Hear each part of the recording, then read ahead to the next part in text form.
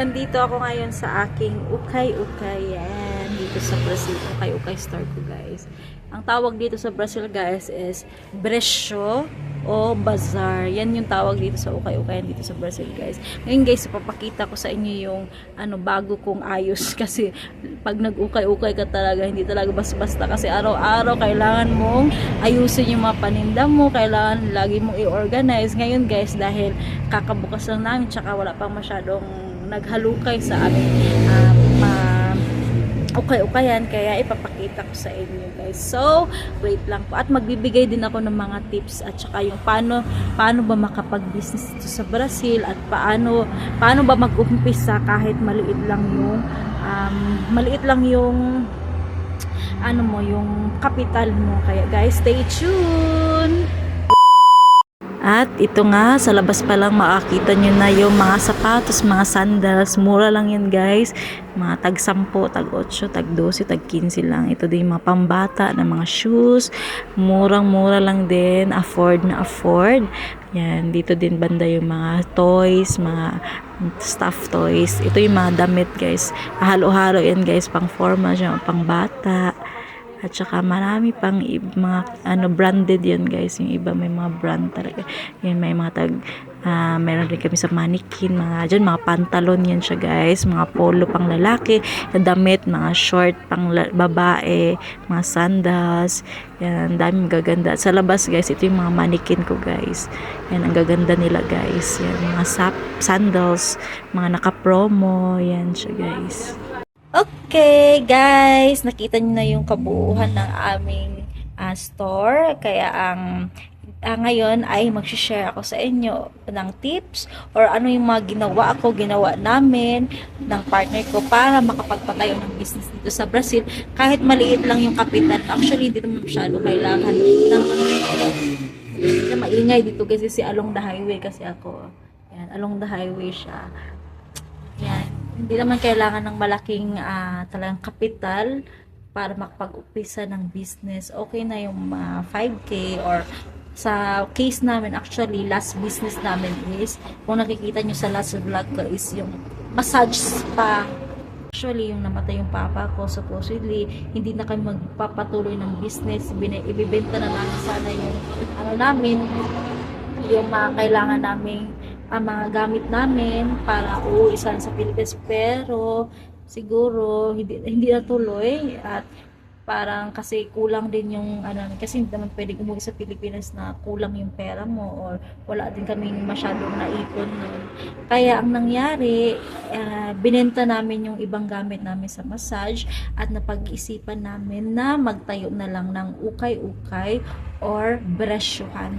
Ito yung tawag nila dito sa Brazil, Bresciuhan or Bazaar. Kasi nakita namin yung katabi kasi namin, guys. Kinukompetensyahan namin siya.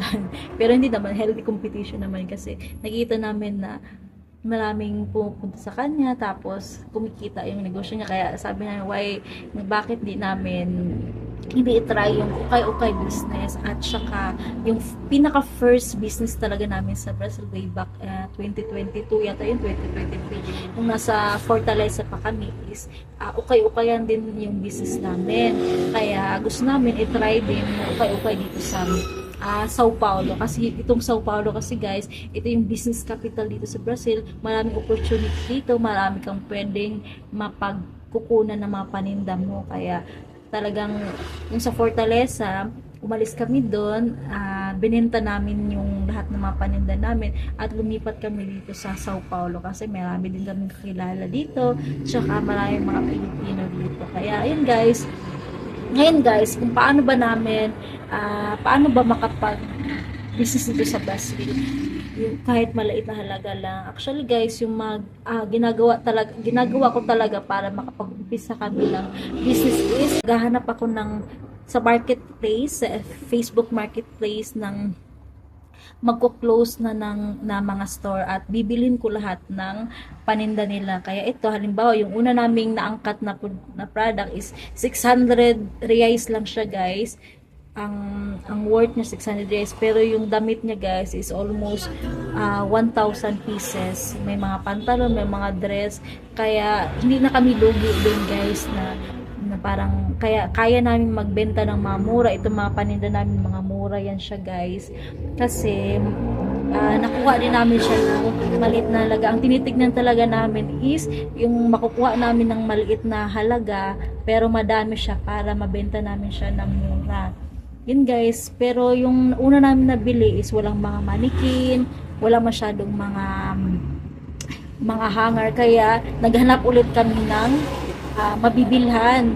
Ang ginawa, nakakita ulit ako ng isang store, isang ukay-ukayan na magko-close na. Sa Facebook Marketplace pa rin yan guys, na 3,500 lang, pero yung damit niya guys sobrang dami guys, tapos kasama na yung mga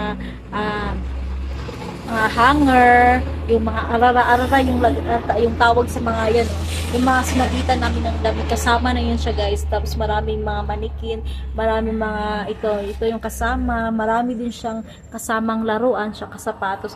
Kaya kahit 3,500 guys yun guys, malaki na yun, pero alam namin na malaki din yung kikitain namin yun guys. Kaya ito na yung, at saka madami pa kaming stock doon, kaya hindi kami na problema kung mawalan kami, kung saan kami kukuha ng mga stock, kasi meron kaming tinago ng mga stocks para yung parang bago pa rin yung mga paninda namin.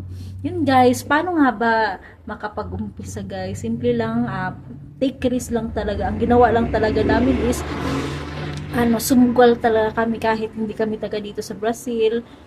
Sumugal talaga kami, kahit yung gamit lang namin is yung credit card lang. Kadalasan gamit lang talaga namin sa business namin guys, credit card. Ibig sabihin utang din yung capital namin dito guys. Pero yun nga, kailangan talaga patient ka, kailangan masipag ka lang talaga, ganun guys. Kasi hindi talaga basta-basta ang mag-business dito sa Brazil guys. Kasi pang-apat na rin namin ito na business. Tsaka talaga yung first, second, third talaga, hindi ko na masabing naluwi kami kasi bumabawi naman kami at the end kasi binibenta namin lahat. Kung magkano yung nagastos namin, binibenta namin siya sa lahat. Pero yung pagod tsaka yung oras na tinaya namin, parang dun kami nalugi. Pero sa mga past business namin, madami kami mga mistake na nagawa. Ngayon guys, parang nagkaroon kami ng lesson learned, nagkaroon kami ng mga ideas kung ano ba dapat ang gagawin namin para mas mapabuti namin yung business namin, para mas namin kung ano dapat namin gagawin para mas uswag pa yung mas uswag Bisaya kasi para mas mapalago pa namin yung business. Yan guys, marami pa akong mga gustong i-share sa inyo guys, pero limited lang yung time ko.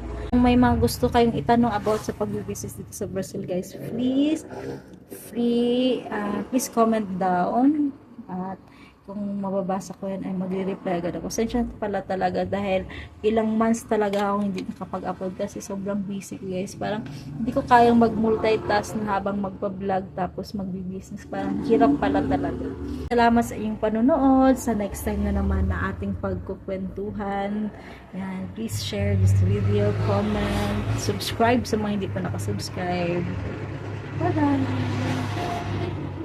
Ciao, ciao!